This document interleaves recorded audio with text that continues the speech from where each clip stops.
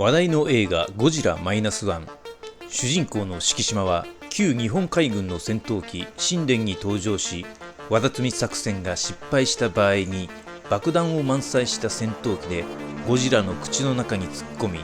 ゴジラを確実に葬り去るという、いわゆる特攻作戦を編み出します。